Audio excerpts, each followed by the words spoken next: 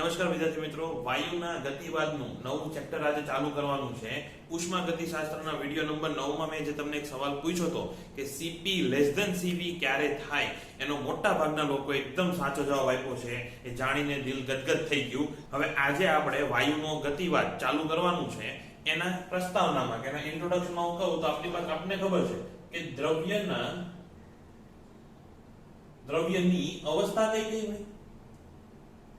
તો પેલા તો ઘન, પ્રવાહી અને વાયુ, હે ને. હવે આ તો સારું છે કે આપણે ઓનલાઈન ક્લાસ લઈએ છીએ અને હું વિડિયો બનાવીને YouTube માં મૂકું છું. બાકી જો લાઈવ ક્લાસ લેવાનો થયો હોત એટલે કે ક્લાસમાં આપણે જો હોત ને એટલે એક તો બોલે કે સર પ્લાઝ્મા આવે, તો પ્લાઝ્મા આવે મને ખબર છે, પણ એ ચોથી અવસ્થાની મોટા ભાગે આપણે ચર્ચા કરતા નથી. અત્યારે આપણે આ ત્રણ અવસ્થા રાખવાની છે, ઘન, પ્રવાહી ને વાયુ. ઘનમાં શું હોય કે બધા કણો વચ્ચે આંતર આણ્વીય બળ સૌથી વધારે હોય, પછી પ્રવાહીમાં આંતર આણ્વીય બળ થોડું ઓછું હોય અને વાયુમાં આંતર આણ્વીય બળ એકદમ ઓછું હોય. તો એના સંદર્ભમાં આપણે એની ચર્ચા કરવાની છે. તો ફરીથી આંતર આણ્વીય બળ માટે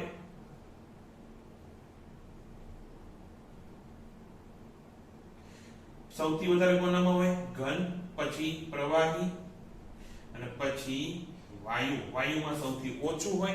અને જો તમારો વાયુ આદર્શ વાયુ હોય તો એમાં નોર્મલ વાયુ કરતા પણ આંતરઆણ્વીય બળ ઓછું હોય અને એ કેટલું હોય? શૂન્ય. કેટલું હોય? શૂન્ય. ફરીથી આપણે આદર્શ વાયુ જ્યારે લઈશું એ આદર્શ વાયુ લઈશું એવો કે જેમાં આંતરઆણ્વીય બળ હોય જ નહીં, જેના કણો વચ્ચે આંતરઆણ્વીય બળ જેવું કંઈ આવે નહીં.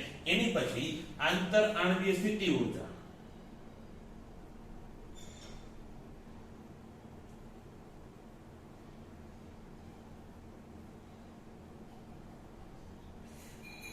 હવે આંતરઆણ્વીય સ્થિતિ ઊર્જા, પહેલા તો એમ બોલો સ્થિતિ ઊર્જા કેવી આવે? ધન આવે કે ઋણ આવે? જો બળ આકર્ષી હોય તો સ્થિતિ ઊર્જા ઋણ આવે. એ તમે ગ્રેવિટેશન વાળામાં જોયું છે, પછી આપણે પૃષ્ઠતાણની ચર્ચા કરતા હતા ત્યારે પણ જોયું હતું.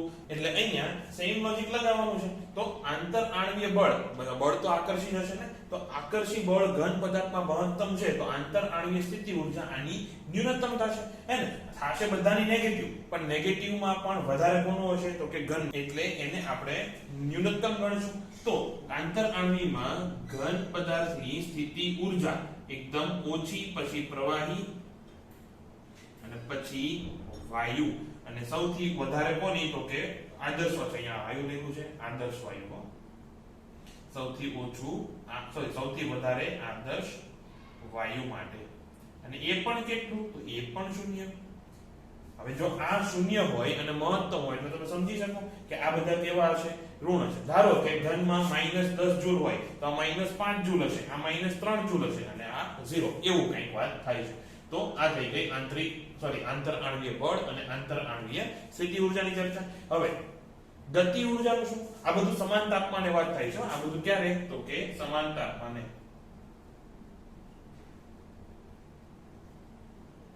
એટલે કે સમાન તાપમાને ઘન, પ્રવાહી ને વાયુ લઈ લો તો એ સમયે તેની આંતરઆણ્વીય બળની સ્થિતિ શું હશે એની આપણે ચર્ચા કરી.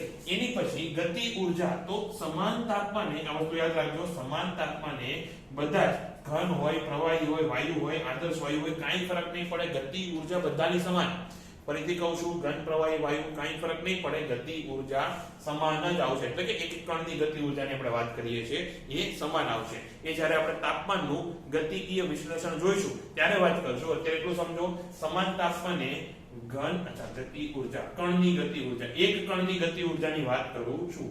કણની ગતિ ઊર્જા એ બધા માટે સમાન. ઘન બરાબર પ્રવાહી બરાબર વાયુ અને એના બરાબર આદર્શ વાયુ. આદર્શ વાયુ. તો બધા માટે કણની ગતિ ઊર્જા સમાન આવશે. તો પછી હવે કુલ ઊર્જામાં શું થશે? કુલ ઊર્જા એટલે ગતિ ઊર્જા વત્તા સ્થિતિ ઊર્જા. સ્થિતિ ઊર્જા ઘનની ન્યૂનતમ હતી, ગતિ ઊર્જા તો બધાની સમાન જ છે. તો પછી કુલ ઊર્જા હવે લખતો નથી. કુલ ઊર્જા ઘન માટે ન્યૂનતમ, પછી પ્રવાહી એની થોડીક વધારે, વાયુ એની થોડીક વધારે અને આદર્શ વાયુ બધાથી વધારે. એ શૂન્ય નહીં આવે. આદર્શ વાયુની સ્થિતિ કુલ ઊર્જા શૂન્ય નહીં આવે, ખાલી સ્થિતિ ઊર્જા શૂન્ય આવશે. ગતિ ઊર્જા તો કઈ હશે? તો કુલ વાયુ આદર્શ વાયુની કુલ ઊર્જા બરાબર ફક્ત અને ફક્ત ગતિ ઊર્જા.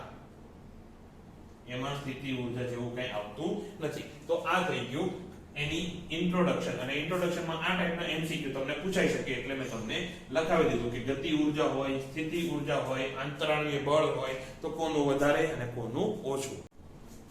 હવે આખા ચેપ્ટરમાં જેની સાથે આપણે માથાજીક કરવાની છે એવી અમુક સંજ્ઞાઓ જોઈ લઈએ. બધી ગોખવાની જરૂર નથી, ખાલી સમજી લો ધેટ ઇઝ ઇનફ. તો પહેલા આવશે મ્યુ. મ્યુ ને આપણે લઈશું મોલની સંખ્યા, વાયુનો મોલ કેટલો છે એના માટે આપણે મ્યુ લઈશું. તો જો હું એમ કહું કે મેં વાયુનું m દળ લીધું જ્યાં એનો અણુભાર એટલે કે વાયુનો અણુભાર mw છે, તો m ના છેદમાં mw એ જ મોલની સંખ્યા થાય કે નહીં? અથવા m બરાબર mw ગુણ્યા મોલ, આવું આપણે લખો છો તમે કેમિસ્ટ્રીમાં, હે ને? એવી જ રીતે ધારો કે હું એમ કહું કે કણોની કુલ સંખ્યા n છે, એના છેદમાં એવોગેડ્રો નંબર એટલે કે Na જો હું લખું તો એ શું થઈ ગયું? એ પણ મોલ થઈ ગયું. તો આ થઈ ગઈ મોલની સંકલ્પના. પછી અહીંયા mw શું લખ્યું છે? તો mw બરાબર અણુભાર અને કેપિટલ N બરાબર કણોની સંખ્યા.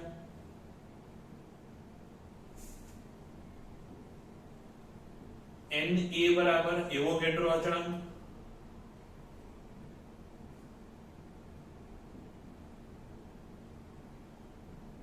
અને એવોગેડ્રો અચળાંક એટલે કેટલો હોય? તો કે 6.022 ગુણ્યા 1023 ઘાત.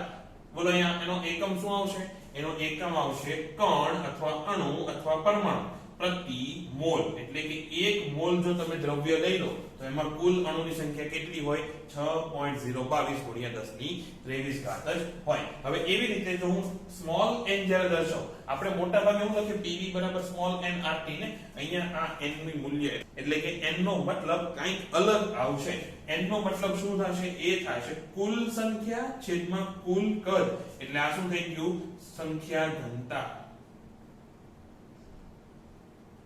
આ થશે સંખ્યા ઘનતા. તો ફરીથી n આવી ગયા, બધા m આવી ગયા. ઓકે, હવે આગળ છે કેપિટલ R. કેપિટલ R એટલે વાયુનો સાર્વત્રિક અચળાંક.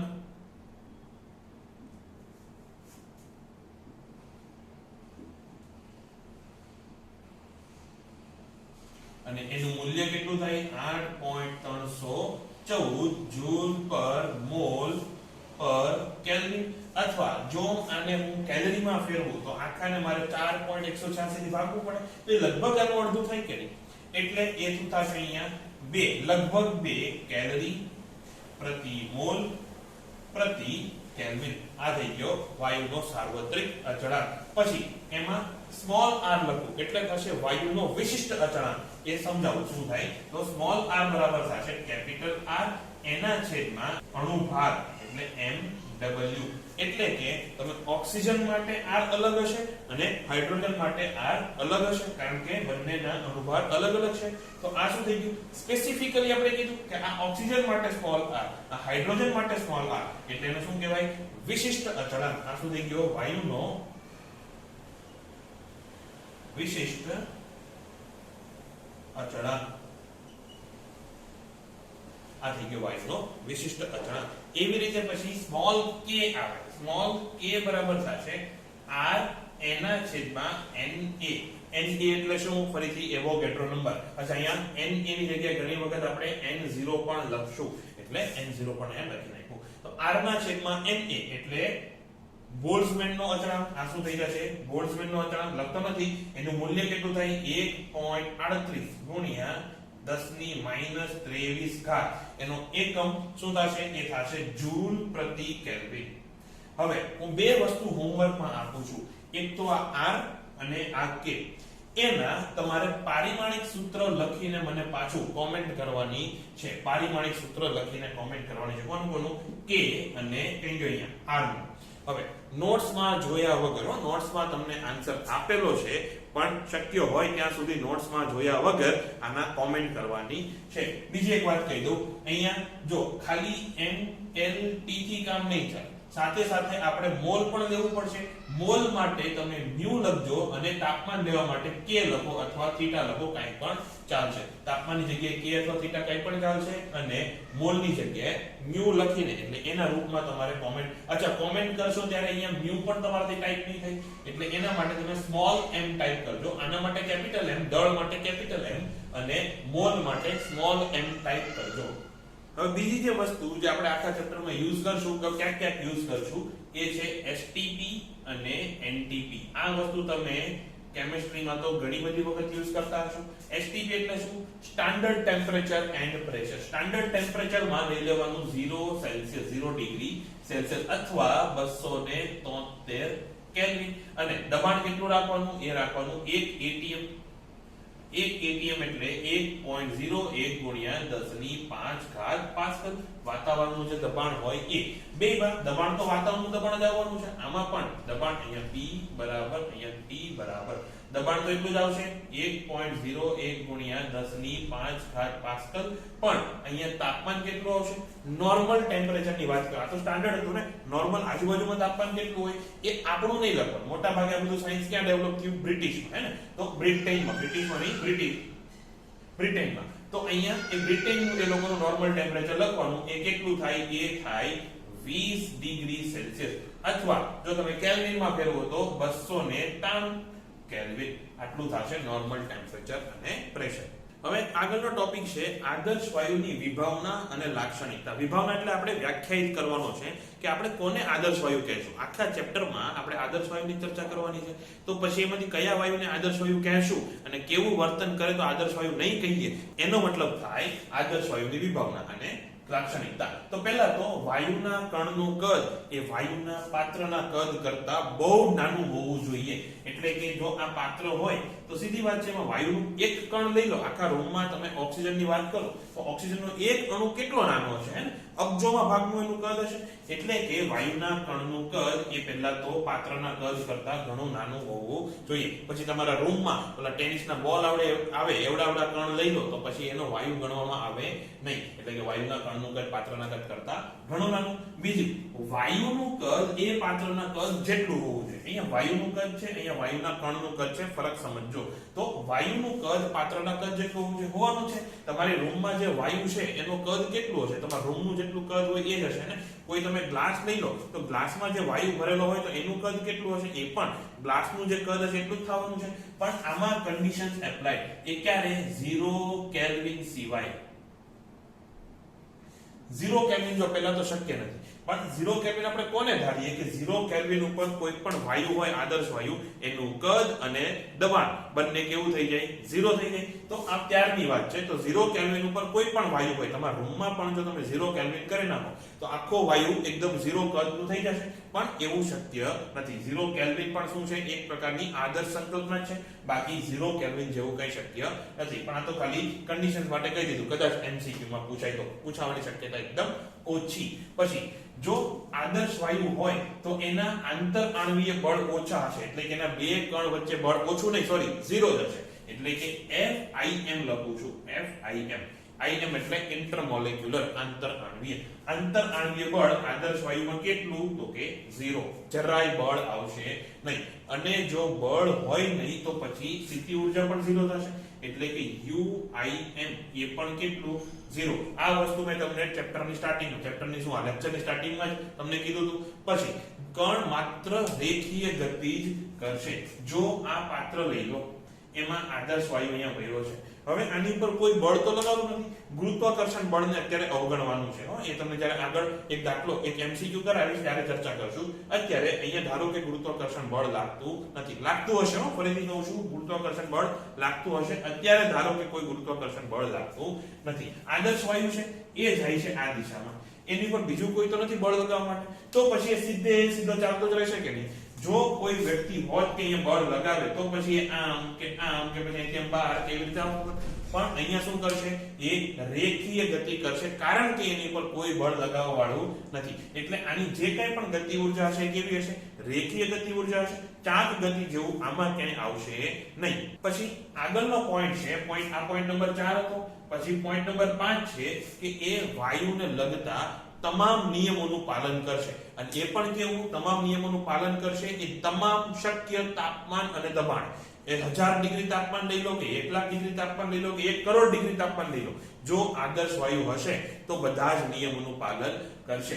એવું પોસિબલ જનરલી તો નથી બનવાનું હે ને. નોર્મલ વાયુ હોય એ અમુક તાપમાનની રેન્જમાં બરોબર કામ કરે, પછી અમુક તાપમાનની રેન્જ જો એકદમ મોટી લઈ લો તો પછી એ આદર્શ વાયુ તરીકે વર્તવાનો નથી. આ વસ્તુ કોના જેવી છે કે ત્યારે 12મું ચાલુ થયું તો તમને શું થાય કે આ વર્ષે કદાચ મારા કાકાના દીકરાના લગ્ન હતા કે કાંઈ પણ તો એને લીધે વચાણું નહીં, પણ આ વખતે 12મામાં તો એકદમ ફોડી નાખીશ હે ને. 12મામાં કદાચ મારા લગ્ન હશે તો મારા માંડવામાં હું ચોપડી ખોલીને બેસીશ. આવું તમે આદર્શ સંકલ્પ ન કરો કે નહીં, એ પરિકલ્પના જેવું થઈ જાય. એટલે કે અત્યારે આપણે શું કરીએ છીએ, એકદમ પરિકલ્પના કરીએ છીએ કે આદર્શ વાયુ કેવો હોવો જોઈએ કે કંઈ પણ થઈ જાય એ નિયમોનું પાલન તો કરવાનું જ છે. પછી ખરેખર કોઈ પણ વાયુ હોય આદર્શ વાયુ સિવાય જે નોર્મલ વાયુ હોય એ આનું કોઈનું પાલન કરવાના નથી હે ને. પછી જેમ જેમ 12મું આગળ વધશે એટલે શું થશે કે બાજુવાળી માસીના પિયરમાં જ લગ્ન છે, ચાલો આજે મૂકી દઈએ, કાલે વાંચી લઈશું, તો થશે એવું તમારે થશે.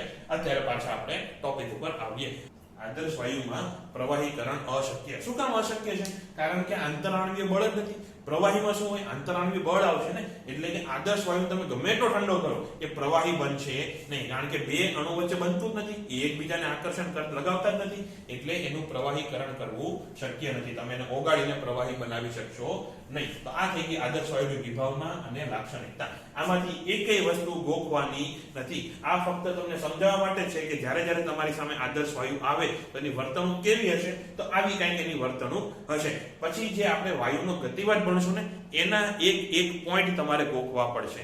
એ તમારે બોર્ડ્સ માટે પણ કામ લાગશે, ઇવન જેડબલઈ કે નીટમાં તો ખાસ તમને ડાયરેક્ટ આપી દે કે આમાંથી કયો એમસીક્યુ જે છે, સોરી કયો ઓપ્શન છે એ ગતિવાદને અનુરૂપ નથી અથવા ગતિવાદનું પાલન કરતો નથી, એ રીતે તમને પૂછશે. અત્યારે આમાંથી તમને કાંઈ પૂછશે નહીં, પણ તમને આ વસ્તુ કોન્સેપ્ટ એકદમ મગજમાં ક્લિયર હોવો જોઈએ. કારણ કે આપણે ગતિની જ વાત, કારણ કે આપણે આદર્શ વાયુની જ વાત કરવાના છે, તો આદર્શ વાયુ શું કોને કહેવાય અને કેવી રીતે કામ કરવું જોઈએ તો ખબર હોવી જોઈએ ને. તો એ થઈ ગયો આ આદર્શ વાયુ.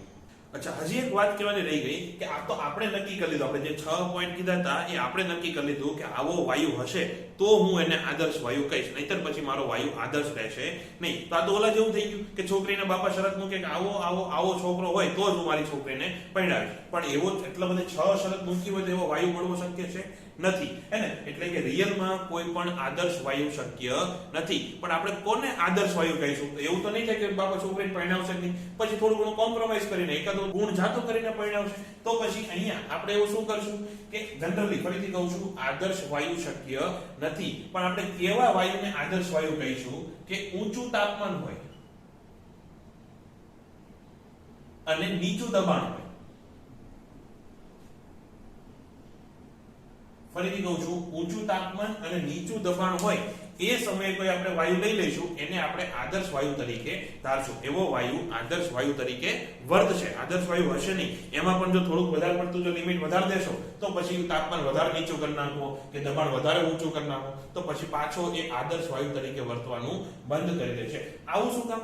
પહેલા તો નીચું દબાણ એટલે શું? એટલે કે વાયુ એકદમ છૂટો રહી શકે. ધારો કે આ પાત્ર છે, આમાં આ કણ બધા એકબીજાથી એકદમ છૂટા થઈ જશે. જો દબાણ વધારે હોય એનો મતલબ શું? કણ એકબીજાને એકદમ નજીક આવી ગયા છે ને, તો પછી જો કણ નજીક આવે તો બધા વચ્ચે ઇન્ટરેક્શન થવાની સંભાવના ખરી કે નહીં. એટલે આપણે નીચું દબાણ લઈ લઈએ તો બધા કણ કેવા રહે? એકબીજાથી દૂર. બીજી વાત, ઊંચું તાપમાન. પહેલા મેં તમને સ્ટાર્ટિંગમાં કીધું હતું દ્રવ્યના ઉષ્મીય ગુણધર્મો વખતે કે તાપમાન જ્યારે પણ આવે એટલે તમારે સમજી લેવાનું કે વાઇબ્રેશન છે અથવા કોઈ પ્રકારની ગતિ ઉર્જા એમાં સંકળાયેલી છે. તો અહીંયા જો તમે ઊંચું તાપમાન રાખો એટલે કે બધા પાર્ટિકલની ગતિ ઉર્જા એકદમ વધી જશે કે નહીં. ગતિ ઉર્જા વધે અને ધારો કે આ કણ અને આ કણ, ધારો કે અહીંયા અથડાણા. હવે જો ગતિ ઉર્જા વધારે હશે તો પછી અથડાઈને ફટાફટ દૂર ભાગી જશે. જો ગતિ ઉર્જા ઓછી હોય તો શું થાય? એને ગુલુગુલુ કરવાનો ટાઈમ મળી જાય હે ને. તો અહીંયા એવું થશે નહીં. અહીંયા એની ગતિ ઉર્જા એટલી વધારે હશે કે પછી એ બંનેને ઇન્ટરેક્શન કરવાનો કોઈ સમય મળશે નહીં. એટલે કે બધા બંને વચ્ચે આંતરઆણવીય આકર્ષણ કે કંઈ પણ આંતરઆણવીય ઇન્ટરેક્શન ઓછું થશે. એટલે પછી તમે આને આદર્શ વાયુ તરીકે ધારી શકો. શકો. ફરીથી કેવો વાયુ લેવાનો? તાપમાન ઊંચું હોવું જોઈએ જેથી ઇન્ટરેક્શન કરવાનો ટાઈમ ન લે, એની ગતિ ઉર્જા એટલી વધારે હોય, અને દબાણ નીચું હોવું જોઈએ કે જેથી બંને બે કણો વચ્ચે અંતર એટલું વધી જાય કે બંને ઇન્ટરેક્શન કરી શકે નહીં. બાકી એવો વાયુ મળવો તો ક્યારે શક્ય જ નથી કે જેના બે કણ વચ્ચે કોઈ આંતરઆણ્વીય બળ લાગતું જ ન હોય. આંતરઆણ્વીય બળ તો લાગવાનું જ છે, પણ આપણે એને એટલા છૂટા કરી દેવાના, એટલે સ્પીડમાં કરી દેવાના કે આંતરઆણ્વીય બળ લગાવવા માટેનો સમય જ ન લે. આગળનો ટોપિક છે આદર્શ વાયુનું અવસ્થા સમીકરણ. અવસ્થાના સમીકરણ તો આપણે આગળના ચેપ્ટરમાં જોયા હતા કે બોયલ્સનો નિયમ હતો, ચાર્લ્સનો નિયમ હતો, ગેલ્યુસેકનો નિયમ હતો. બોયલ્સનો નિયમ શું કહે? P proportional to 1/v. ક્યારે? તાપમાન અચળ હોય ત્યારે. પછી ગેલ્યુસેકનો નિયમ, ચાર્લ્સનો નિયમ શું કહે કે V proportional to T. ક્યારે? દબાણ અચળ હોય ત્યારે. અને ગેલ્યુસેકનો નિયમ શું કહે? P proportional to T. ક્યારે? કદ અચળ હોય ત્યારે. પણ એ બધા નિયમો આપણે લખવા નથી, આપણે ડાયરેક્ટલી લખો કે ત્રણેય નિયમને કમ્બાઈન કરીને છેલ્લે તમારી પાસે શું બનતું હતું કે PV proportional to તાપમાન. હે ને? જો હું આ પ્રોપોર્શનાલિટી દૂર કરું તો અહીંયા શું આવશે? તો આવશે PV બરાબર કંઈક કેપિટલ K. હે ને? કેપિટલ K શું છે? કંઈક અચળાંક છે. Capital K into T. એટલે K શું થઈ ગયો? સમપ્રમાણતાનો અચળાંક. હજી K શું થાય? તો અલગ અલગ વાયુ માટે K અલગ અલગ આવતો હતો. તો આપણે જોયું કે જેમ જેમ તમે કણોની સંખ્યા વધારો એટલે કે K proportional to n હતો, જેમ જેમ તમે કણોની સંખ્યા વધારો એમ એમ K મોટો આવતો હતો. તો આ મેં જોયું, બોલ્ટ્ઝમેને જોયું હતું. તો બોલ્ટ્ઝમેને શું કીધું કે capital K is equal to small k into n. જો આ બે K માં કન્ફ્યુઝ થતા નહીં. આ કેપિટલ K છે અને આ નાનો K છે. એટલે કે નાનો K જે છે એ શું થઈ ગયો? એ થઈ ગયો બોલ્ટ્ઝમેનનો અચળાંક. મેં તમને સ્ટાર્ટિંગમાં લખાવ્યું હતું, એને તમે KB પણ લખેલું દેખાશે ઘણી વખત. તો KB કહી દો કે K કહી દો, કાઈ વાંધો નથી. જ્યાં KB શું છે? એ બોલ્ટ્ઝમેનનો અચળાંક અને એનું મૂલ્ય કેટલું હતું? 1.38 × 10⁻23 ઘાત જૂલ પ્રતિ મોલ. તો આ થઈ ગયો બોલ્ટ્ઝમેનનો અચળાંક. તો આ કિંમત અહીંયા મૂકો. તો પછી આને કહી દો સમીકરણ નંબર 1. કિંમત જો તમે સમીકરણ નંબર 1 માં મૂકો તો હવે PV બરાબર કેટલા આવે છે? PV બરાબર થશે N KB અને T. જ્યાં N શું છે? એ કુલ કણોની સંખ્યા. ધારો કે તમે જે ડબ્બો લીધો એમાં 1000 અણુ હોય તો N બરાબર 1000 લેવાનું. તો પછી હવે આ V ને હું છેદમાં લઈ જાઉં તો શું આવે? P બરાબર આવે N ના છેદમાં V KB T. તો આ શું થઈ ગયું? N ના છેદમાં V ને ક્યાં જોયો છે? P બરાબર N ના છેદમાં V બરાબર શું લખાય? ત્યાં લખાય સ્મોલ n. સ્મોલ n એટલે શું? સંખ્યા ઘનતા, એકમ કદમાં રહેલા કણોની સંખ્યા. તો આ શું થઈ જશે? N KB T. એક તો આ સૂત્ર થઈ ગયું. આને કહી દો સમીકરણ નંબર 2. સમીકરણ નંબર 2 આપણે આને કહેવાનું છે. અને આ થઈ જશે સમીકરણ નંબર 3. પાછા સમીકરણ નંબર 2 ઉપર આવો તો 2 પરથી હવે મારે અહીંયા મ્યુ ઘુસાડવો છે. મ્યુ એટલે શું? તો મોલની સંખ્યા. એ કેવી રીતે આવશે? તો મોલ અને n નું સૂત્ર શું હતું? તો મ્યુ બરાબર થતું હતું n ના છેદમાં na. તો n બરાબર na મ્યુ આવું લખી શકાય. તો અહીંયા PV બરાબર na મ્યુ એના ગુણ્યા kb અને t આવું થશે ને. હવે એમાં r વખતે આપણે જોયું કે kb બરાબર શું થતું હતું? તો કે r ના છેદમાં na. હે ને? તો અહીંયા kb બરાબર r ના છેદમાં na. તો na kb બરાબર r લખાશે. તો PV બરાબર nRT. ફરીથી કહું છું, na kb એના બરાબર r થશે. શું કામ? kb બરાબર શું? તો r ના છેદમાં na. તો આ થઈ ગયો આપણું n નહીં મ્યુ આવેગા મ્યુ rt. તો આ આપણું જૂનું અને જાણીતું સૂત્ર. હજી p બરાબર શું થશે? p બરાબર મ્યુ ના છેદમાં v rt આવું લખાય. હજી આ મ્યુ ને હવે હું દળના રૂપમાં દર્શાવું. અચ્છા એ નીચે નહીં દેખાય, હું ઉપર લઈ લઉં છું. તો આ જે સૂત્ર આવ્યું આપણું PV બરાબર મ્યુ rt, એને અહીંયા આવી રીતે લખાશે p બરાબર મ્યુ ના છેદમાં v rt. અને મ્યુ ને હું જો દળના રૂપમાં લખું તો શું લખાશે? એનું જે કુલ દળ હોય એ, તમે જે વાયુ સપોઝ 1 કિલો લીધો છે તો 1, એવી રીતે કુલ દળ એના છેદમાં mw લખાશે. mw શું છે? એનો અણુભાર છે. એના ગુણ્યા rt. અને હજી નીચે શું વધ્યો? આ v વધ્યો.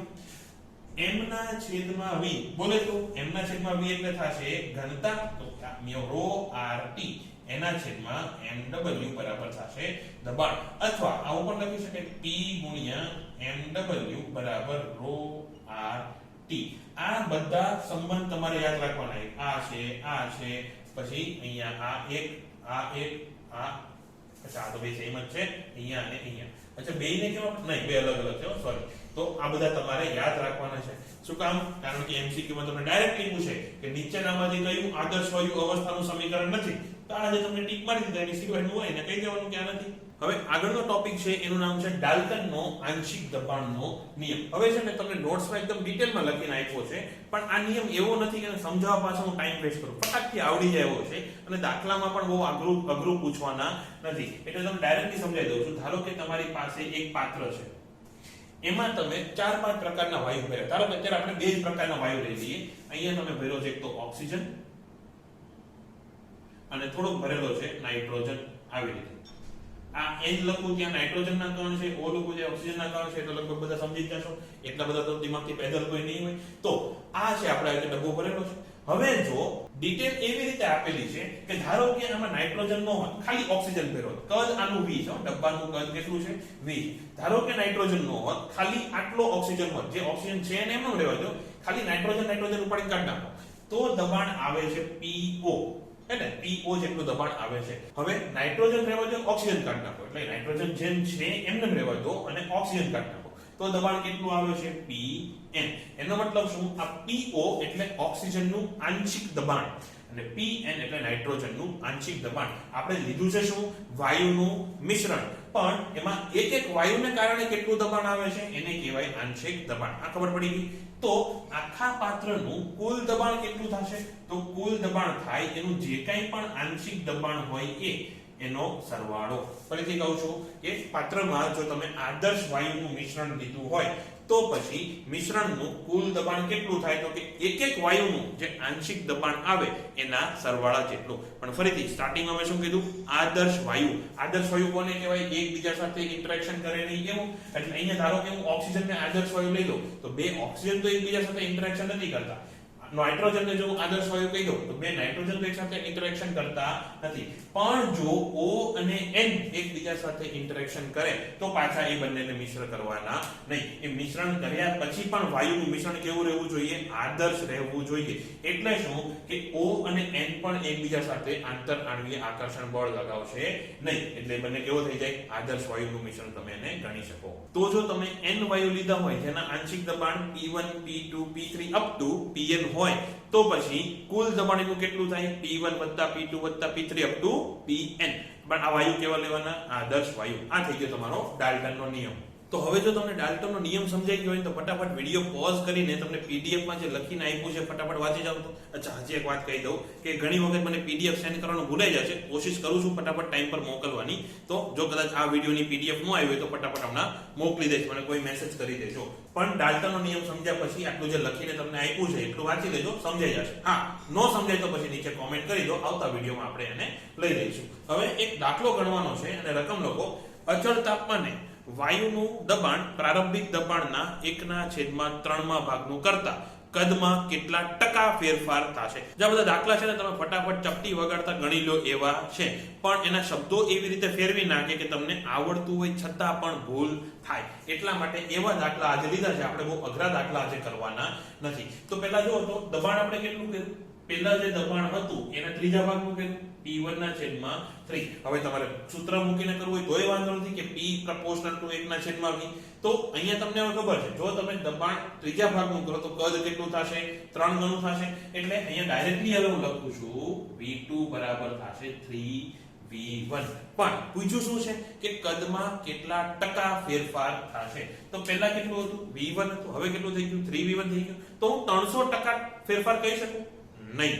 આવી ભૂલ નહીં કરતા. ઓપ્શનમાં તમને 300% દેખાશે. પણ આપણે શું કરવાનું છે? એ તે ફેરફારની ટકાવારી શોધવાની છે. તો ડેલ્ટા V ના છેદમાં પ્રારંભિક કદ આવું કહેવાય ને, અને એ પણ ટકાવારી તો ઇન્ટુ 100 કરવાનું. તો એના બરાબર શું થશે? ડેલ્ટા V કેટલું? V2 V1. ડાયરેક્ટલી લખું છું 3V1 V1 છેદમાં V1 ગુણ્યા 100. એના બરાબર શું થશે? ડાયરેક્ટ લખું તો 200%. એટલે જવાબ શું આવશે? 200%. આડે ધડ 300% ઝીકી દેતા નહીં. એની પછીનો દાખલો લખો. અચળ તાપમાને વાયુના દબાણમાં 100% વધારો કરતા તેના કદમાં થતો ફેરફાર ટકાવારીના ટર્મ્સમાં આપણે શોધવાનો છે. ફરીથી તાપમાન કેવું રાખવાનું છે? અચળ. અચળ તાપમાન હોય એટલે તારા ક્યાં બોયલ્સનો નિયમ આવશે. હવે દબાણમાં કેટલો ફેરફાર કરવાનો છે? 100%. એક બી થોડું ધ્યાન આપજો, હવે લખ્યા વગર આવું લખાશે કે નહીં, P proportional to V ની -1 ઘાત. તો પછી P ની ટકાવારીમાં જેટલો ફેરફાર આવે એટલો જ ફેરફાર V ની ટકાવારીમાં આવશે, પણ ઋણ આવશે. જે કંઈ પણ ઘાત હોય એને આગળ કરવાની. આવું સૂત્ર મેં તમને શીખવાડ્યું હે ને. હવે જો તો દબાણમાં આપણે કેટલો ફેરફાર કરવાનો છે? 100%. દબાણ આપણે 100% વધારવાનું છે એટલે +100%. તો V નો ફેરફાર કેટલો આવશે? -100%. -100% એટલે શું? માઈનસ એટલે દબાણ ઘટશે કે સોરી કદ ઘટશે, ફેરફાર ઋણ આવશે. એટલે 100% દબાણ ઘટે છે. એટલે કે જો તમે 5 લિટર વાયુ લીધો હોય તો કેટલો ઘટશે? 5 લિટર ઘટશે. તો કદ 0 થઈ ગયું ને, હે ને. જો દબાણ 100% વધારો તો કદ 100% ઘટે, અને કદ 100% ઘટે તો કદ તો 0 થઈ ગયું. તો હવે કહી દઉં છું, આ સૂત્ર ક્યારે વાપરવાનું? જ્યારે તમને ટકાવારીનો ફેરફાર 0 થી 10 ની વચ્ચે આપેલો હોય ત્યારે.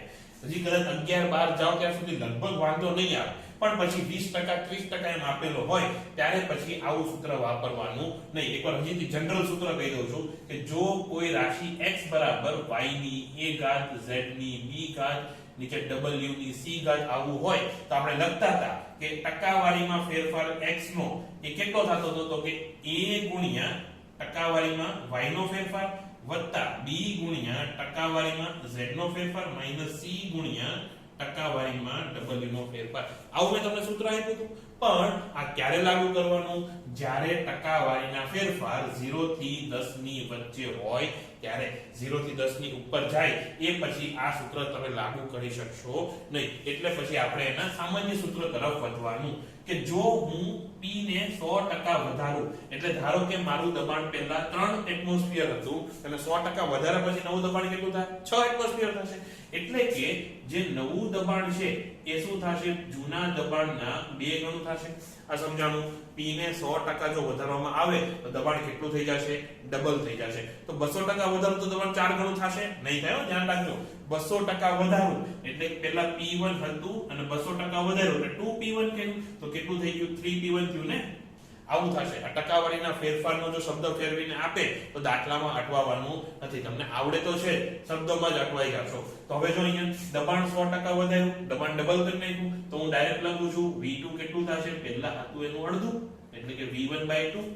એટલે શું થઈ ગયું? અડધું કદ ઘટ્યું ને, એટલે શું? 50% ઘટે. આ વસ્તુ આપણે મેથેમેટિકલી લખો કે ડેલ્ટા V એના છેદમાં V1 બરાબર કેટલું થાય? તો કે V1/2 માઈનસ V1 એના છેદમાં V1 ગુણ્યા 100. તો હવે અહીંયા ડાયરેક્ટ લખો તો -50%. ઉપર કેટલું વધશે? -1/2 વધશે ને. V1 કેન્સલ થઈ જશે, એના ગુણ્યા 100 એટલે -50. એટલે કે કદ 50% ઘટશે. દબાણ 100% વધારો, કદ 50% ઘટશે. હા, એવું કીધું હોત કે દબાણને 2% વધારતા કદ કેટલું ઘટશે? તો કદ 2% ઘટશે. એમાં તમે 100% કહી શકો, મતલબ આરામથી કહી શકો. પણ જ્યારે ટકાવારીનો ફેરફાર 10 થી વધારે હોય ત્યારે પછી એવું લોજિક લગાવવાનું નહીં. આગળની રકમ લખો. 27 ડિગ્રી સેલ્સિયસ તાપમાને એક ખુલ્લા પાત્રમાં આપણે વાયુ ભરવાનો છે. તો T1 કેટલું આવ્યું? 27 ડિગ્રી સેલ્સિયસ. એટલે ડાયરેક્ટ લખું તો 300 કેલ્વિન. ફરીથી 27 ડિગ્રી તાપમાને એક ખુલ્લા પાત્રમાં વાયુ ભરવામાં આવેલ છે. તો તેને કેટલા તાપમાન સુધી આપણે ગરમ કરીએ કે તેમાંથી 1/3 ભાગનો વાયુ ઉડી જાય? ખુલ્લું પાત્ર છે, એને ગરમ કરશો એટલે તો વાયુ ઉડી જવાનો છે, હે ને. હવે થોડું ધ્યાન આપજો, લખ્યા વગર. આ આપણી પાસે વાયુ છે, એને આપણે આપણા મગજમાં એના 3 ભાગ કરી નાખીએ. આ 1, આ 2 અને અહીંયા ઉપરનો જે ભાગ હોય એ ત્રીજો ભાગ. એ ક્યારે? T1 તાપમાન. હવે તમે એને ગરમ કરો એટલે T1 થી તમે T2 પર ગયા. એ સમયે શું થશે? તો આ જે ત્રણેય ભાગ છે, ત્રણેય ભાગનું વિસ્તરણ થશે કે નહીં? તો કેવી રીતે વિસ્તરણ થયું કે 1/3 ભાગ એટલે આ ઉપરનો ભાગ ઉડી જવાનો. આટલો ભાગ જે છે એ બંધળ હશે ને, 1/3 ભાગ એટલો ઉડી જશે. એટલે કે આ જે ભાગ હતો, નીચેનો જે ભાગ હતો એ આખા વાયુ આખા પાત્રમાં સમાઈ ગયો છે. એટલે આવું થયું છે કે નીચેનો જે સૌથી નીચેનો ભાગ છે એ આટલો, પછી એની ઉપરનો એટલે કે બીજા નંબરનો ભાગ છે એ આટલો, અને ત્રીજા નંબરનો ભાગ છે એ હવામાં આટલો ઉડી ગયો. આ સમજાય છે? તો આપણે આટલા જ ભાગ ઉપર ફોકસ કરો. અહીંયા હું અલગથી હવે દોરું. આ જે નીચેનો ભાગ છે એ કેટલો હશે કે 2v/3 હશે કે નહીં. ધારો કે પાત્રનું કુલ કદ v છે તો ઉપરનો કેટલો v ના છેદમાં 3, તો આ કેટલો 2v ના છેદમાં 3. આટલું ખબર પડી ગઈ. એટલે કે v1 બરાબર 2v ના છેદમાં 3. હું ખાલી આટલા ઉપર ફોકસ કરું છું કે જ્યારે તાપમાન T1 હતું ત્યારે આટલા ભાગનું કદ કેટલું હતું 2v/3. હવે જ્યારે તાપમાન તમે T2 કર્યું તો આ જ ભાગ મોટો થઈને આખા v માં સમાઈ ગયો. એટલે કે હવે v2 બરાબર કેટલું થશે v2 બરાબર v થશે. જો સમજાય નહીં તો રિપીટ કરીને એકવાર જોઈ લેજો, નહીતર કોમેન્ટ કરજો રિપીટ, કારણ કે આ વસ્તુ સમજવી અઘરી છે. જો એક વખત સમજાય કે પછી પ્રોબ્લેમ એકદમ ઈઝી છે. પછી તો તમને ખબર છે કે v proportional to t છે, એટલે કે v1 ના છેદમાં v2 બરાબર t1 ના છેદમાં t2. આ જ સૂત્ર મારવાનું છે. અચ્છા, એ નીચે નહીં દેખાતું હોય કદાચ, પાછું સોરી, અહીંયા લખું છું કે v1 ના છેદમાં v2 બરાબર t1 ના છેદમાં t2. તો t2 બરાબર કેટલો થશે? t1 કેટલો 300 એના ગુણ્યા v1 ના છેદમાં v2, એટલે અહીંયા v2 ના છેદમાં v1 આવશે ને, તો 3 ના છેદમાં 2 આવશે, તો 3 ના છેદમાં 2. ડાયરેક્ટ હવે થોડું સ્પીડમાં લખું છું, આશા રાખું કે તમે સમજી જશો. તો આ કેટલું થશે 450 કેલ્વિન. અથવા જો તમે આને સેલ્સિયસમાં ફેરવો, અથવા જો તમને એમસીક્યુ માં ઓપ્શન સેલ્સિયસમાં આપેલા હોય તો એ કેટલું થાય 177 ડિગ્રી સેલ્સિયસ. તો આ થઈ ગયું દાખલો પૂરો. પણ જેમ મેં કીધું, જો તમને નો સમજાણું હોય, ખાસ તો આ જ જોવાનું છે 2v3 અને v કેવી રીતે આવ્યા એ. પછી જો આ સમજાય તો પછી આ તો ઈઝી જ છે. તો જો નો સમજાય તો એકવાર કોમેન્ટ કરી દેજો, રિપીટ કરી દઈશ. એવો ને એવો જ પણ અલગ મેથડ થી ગણાય એવો બીજા દાખલાની રકમ લખો, એટલે કે એક્ઝામ્પલ નંબર 4. એક પાત્રમાં 27 ડિગ્રી સેલ્સિયસ તાપમાને વાયુ ખુલ્લા પાત્રમાં ભરેલ છે. તેનું તાપમાન 127 ડિગ્રી કરતા 1 લિટર વાયુ ઉડી જાય છે, જે મૂળ કદના 1/4 ભાગનું છે. તો તમારે પાત્રનું કદ શોધવાનું છે. એટલે કે આવું આપ્યું છે કે T1 બરાબર 27 ડિગ્રી સેલ્સિયસ, અને જો કેલ્વિનમાં ફેરવું તો 300 કેલ્વિન, અને T2 બરાબર 127 તો 400 કેલ્વિન. હવે કદનું શું કીધું છે કે પહેલા ધારો કે આ તમારું પાત્ર, એ પાત્રનું કદ 20, એ ક્યારે T1 તાપમાન, અને અહીંયા સુધી ધારો કે વાયુ ભરેલો છે. પછી જ્યારે તમે એનું તાપમાન T2 કરો એ સમયે પાત્ર તો એટલું જ રહેવાનું હે ને, એ તાપમાન T2. ધારો કે પાત્રનું વિસ્તરણ થતું નથી, અહીંયા પછી તમે કઈ પાછો દ્રવ્યના ઉષ્મીય ગુણધર્મો વાળું લોજિક લગાવવા નહીં બેસતા. તો અહીંયા ધારો કે તાપમાન T1 થી તમે T2 કર્યું તો થોડો વાયુ ઉડી ગયો કે નહીં. ધારો કે આ વાયુ છે એ ઉડી ગયો, એનું કદ આપ્યું છે કેટલું 1 લિટર, અને આખાનું કદ તો હજી v નું v છે. એટલે કે v1 બરાબર કેટલું હતું? પહેલા આખું કદ કેટલું હતું? એ હતું v. હવે આખું કદ કેટલું છે? તો પહેલા v તો છે, આટલા ભાગમાં તો વાયુ ભર્યો જ છે, પ્લસ 1 લિટર કે હવામાં ઉડી ગયો છે, તો એ કેટલું થઈ ગયો? v2 બરાબર v + 1 થઈ ગયો.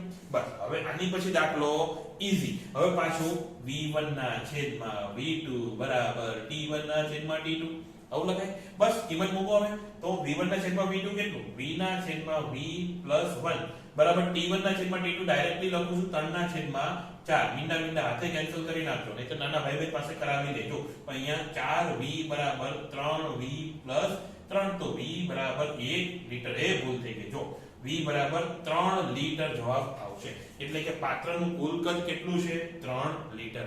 હવે આજનો છેલ્લો દાખલો, T1 તાપમાને ખુલ્લા પાત્રમાં ભરેલા વાયુને T2 તાપમાને ગરમ કરતા x ભાગનો વાયુ અવકાશમાં છટકી જાય છે. એટલે કે અહીંયા હવે એકેયના મૂલ્ય આપ્યા નથી, T1 T2 x, એવી જ રીતે આખી ચર્ચા. એટલે કે સામાન્ય સૂત્ર આપણે બનાવવાનું છે. તો x નું મૂલ્ય શોધવાનું છે. ફરીથી T1 કેટલું કીધું? તો કે T1. T2 કેટલું કીધું? તો કે T2. હવે x જેટલો વાયુ છટકી ગયો. હવે થોડું ધ્યાન આપો સિરિયસલી. તો આ આપણું પાત્ર છે. એમ ધારો કે અહીંયા છલોછલ આપણે વાયુ ભરેલો છે. 1/x, એટલે આગળના સૂત્રમાં શું, સોરી દાખલા નંબર 3 માં શું હતું? 1/3 ભાગનો વાયુ છટકી જતો હતો ને. એમાં આપણે શું કરતા હતા? ધારો કે આટલું ભાગ છે એ 1/x છે, તો આપણે કોની પર ફોકસ કરતા હતા? જાવા વાળા ઉપર ફોકસ નહોતા કરતા, જે રહી જાય એની પર ફોકસ કરવું પડે ને. એટલે આપણે આટલા ભાગ ઉપર ફોકસ કરતા હતા, તો આનું કદ કેટલું થાય? 1/x જેટલું થાય. એટલે કે આ કદ કેટલું હશે? v ના છેદમાં x હશે ને, અને આ કેટલું હશે? v - v ના છેદમાં x. આ સમજાઈ ગયું? થોડુંક સ્પીડમાં ભણાવ્યું છે, ફરીથી કહી દઉં છું. તમે દાખલા નંબર 3 ને યાદ કરો. એમાં આપણે શું કરતા હતા? 1/3 ભાગનું કદ છટકી જતું હતું, તો પછી જવા દેતા હતા. એની ઉપર આપણે ફોકસ કરતા નહોતા. કોની પર ફોકસ કરતા હતા? જે રહી જાય એની ઉપર. કેટલો રહી જતો હતો? નીચેનો ભાગ ને 1 - 1/3 કર્યું હતું ને નીચે કેટલું આવ્યું હતું? 2/3 આવ્યું હતું. 2v/3 આપણે લખતા હતા. એવી રીતે અહીંયા જેટલો વાયુ વધે છે એનું કદ કેટલું છે? તો કે v માઈનસ v/x, કારણ કે v/x જેટલો ભાગ તો ગયો, એટલે કે અહીંયા v1 બરાબર કેટલું થશે? તો v માઈનસ v/x જેટલું થશે. અને ફાઇનલ કદ તમે એનું તાપમાન ગરમ કરો ત્યારે શું થશે? આ જ કદ મોટું થઈને v થઈ જશે, એટલે કે v2 બરાબર કેટલું થશે? એ v થશે. બસ સૂત્ર લગાવવાનું છે કે v1/v2 બરાબર t1/t2. તો v1 કેટલું છે? v minus v/2 upon v is equal to t1/t2 તો એમનું રાખવાનું છે t1/t2. અહીંયા v કેન્સલ થશે. અહીંયા મેં બગડો હું તમને લખ્યો ભાઈ v/x આવશે. તો v કેન્સલ થશે. અહીંયા વચ્ચે 1 - 1/x બરાબર t1/t2. તો t1/t2 બરાબર થશે 1/t1/t2 નહીં, 1/x શોધવાનું છે ને, તો 1/x બરાબર થશે 1 - t1/t2. તો બસ આજના ક્લાસમાં આટલું જ. આશા રાખું કે તમને કંઈક મજા આવી હશે અને દાખલા આવડ્યા હશે. આ દાખલા તો ઈઝી હતા, પણ એના શબ્દો એવા ફેરવીને પૂછે કે કદાચ તમે અટવાઈ જાઓ, એટલા માટે આ બધા દાખલા લઈ લીધા. હજી ડીપીપી માં પણ આવા દાખલા મૂકીશ, કોશિશ કરજો સોલ્વ કરવાની. એકદમ ઈઝી છે, આવડે એવા જ હશે. તો બસ આજના ક્લાસમાં આટલું જ. Bye bye.